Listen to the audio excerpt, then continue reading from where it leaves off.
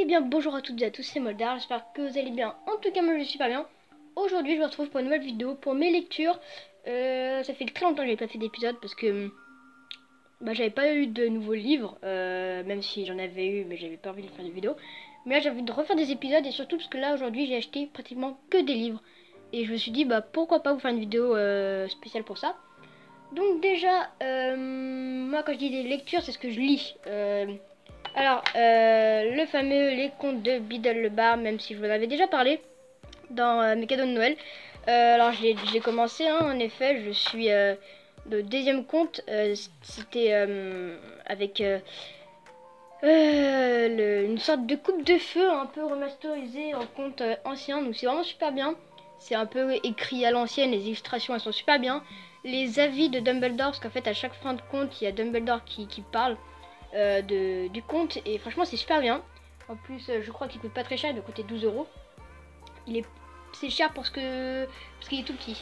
Ensuite Mortal Instrument, la cité des cendres. Donc les Mortal Instruments, je crois que je vous avais déjà fait vous montrer le tome 1.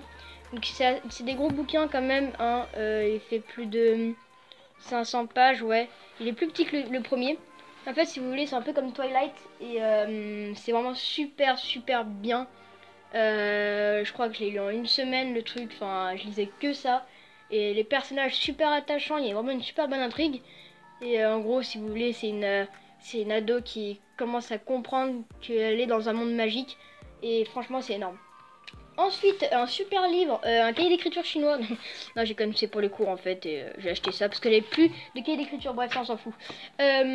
Ensuite, là, c'est ce qu'on va passer sérieusement. Parce qu'en fait, si vous voulez, j'ai eu de l'argent pour Noël. Et du coup, j'ai pu m'acheter des livres. Principalement, ces deux-là qui m'ont coûté cher. Alors, on va commencer par le plus gros. Alors, voilà. Le Seigneur des Anneaux, l'intégrale, c'est-à-dire que là, il y a tous les tomes. Alors, en gros, je vais vous expliquer. Donc déjà, par contre, il fait plus de 1300 pages. Bref. En gros, l'histoire, c'est que le tome 1, il était vraiment très moche. Je vais essayer de vous recadrer ça. Il était vraiment très moche. Il était vert pomme avec une tombe, bref, dégueu. Et pour moi, un livre, je l'achète que si la couverture me donne envie. Et malheureusement, elle me donnait pas du tout envie. Ensuite, il y avait la collection. C'est quoi? C'est Folio Junior, je crois. Ouais, c'est Folio Junior, mais j'aimais pas beaucoup. Enfin, c'était déjà beaucoup plus joli que la première. Mais ça m'a pas intéressé. Et au final, j'ai vu l'intégrale. Du coup, c'est la version adulte. Et il me semble que c'est la version adulte. Pour les trois en un seul. Et en fait, ce que j'ai remarqué, c'est qu'il coûtait que 17 euros. Alors attendez, il y a le prix là derrière. Et après, j'ai fait le total. Alors, ouais, écoute. Focus. 17,90 €, ouais. 18. Et quand j'ai regardé le prix total des trois, parce qu'il y a 3 tomes, ça coûtait 24 euros. Et je me suis dit, il y a quand même eu un écart assez énorme. Et du coup, j'ai pris l'intégrale. Alors, j'ai commencé à le lire, mais c'était tout à l'heure là. Mais ouais, c'est les grosses pages, hein. Par contre, ouais, vous voyez, c'est. Mais punaise, franchement, c'est. En fait, si vous voulez, j'ai regardé que le film, le 1. Et j'avais pas envie que ça fasse comme Harry Potter, c'est-à-dire que j'arrive à un stade où j'ai plus envie de lire les films, les livres, parce que je les connais par cœur, même s'ils sont différents. Et du coup, je me suis dit, je vais faire un effort, je vais lire les livres avant les films, et c'est ce que j'ai fait. Et ensuite, ça c'est mon coup de cœur, même si Seigneur des Anneaux c'est mon coup de cœur aussi.